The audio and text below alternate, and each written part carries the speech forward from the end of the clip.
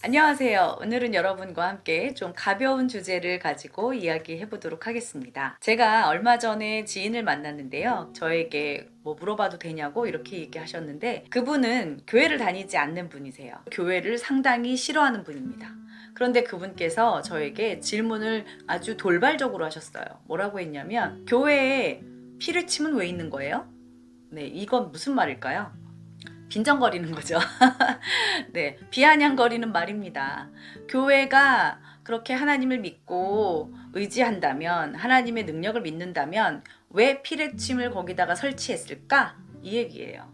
그 말을 듣자마자 제 입에서 튀어나온 말이 있습니다. 네, 지금부터 그 얘기를 할 텐데요.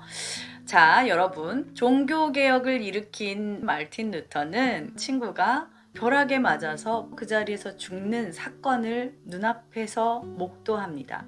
그 사건을 보고 나서 이제 서원을 하고 소원에 들어가게 돼요. 그런 사건이 있었기 때문에 하나님을 만날 수가 있었습니다. 자, 그런데 벼락을 맞는다. 여러분들 혹시 벼락 맞는 거 보셨나요? 네, 못 보셨어요? 저는 봤어요. 네, 사람이 맞는 건 못 봤지만 얼마나 끔찍한지 몰라요. 너무 무서워요. 뭐 여러분들 그 자연현상 영상들 많이 나오잖아요. 그때 봤던 것들이 눈앞에서 펼쳐지는 거예요.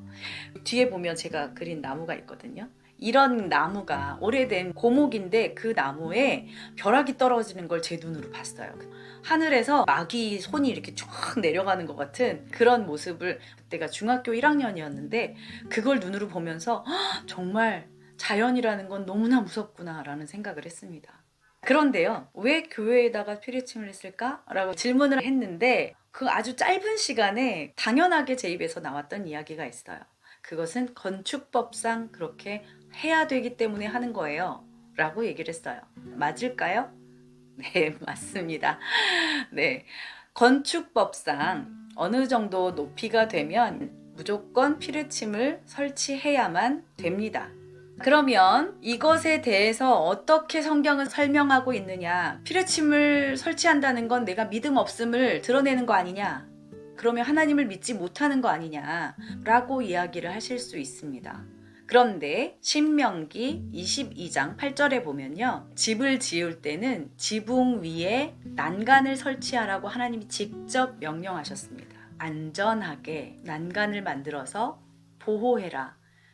관리하지 못하고 안전하게 노력하지 않으면서 하나님께 핑계만 댈 수 없다는 거죠. 예를 들어서 마구 함부로 내가 먹고 싶은 거 아무 때나 먹고 담배를 핀다거나 술을 마신다거나 내 몸에 좋지 않은 생활 습관들을 내가 관리하지 않고 하면서 하나님께서는 나에게 건강을 주실 거야. 건강 주시옵소서 기도를 한다고 그게 믿음이 있는 걸까요? 아니죠. 그것은 전혀 상관이 없는 문제입니다. 나태한 마음인 거죠. 옛날에는 평평한 지붕이었기 때문에 거기에서 떨어지는 경우가 상당히 많았다고 해요.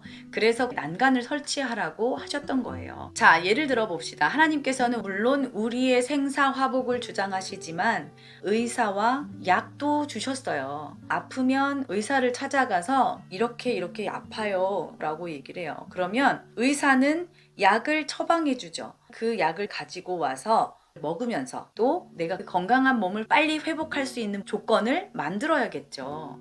그런데 약도 제대로 먹지 않고 몸을 혹사시키면서 휴식하지 않으면서 이러면 어떻게 될까요? 그것에 대한 책임은 의사가 지는 게 아니라 환자 본인이 지는 거겠죠. 또 이렇게 이야기하시는 분들 계시더라고요. 교회에 하나님께서 벼락이 떨어지게 놔두시겠냐? 대비는 항상 하게끔 미리 말씀하셨어요.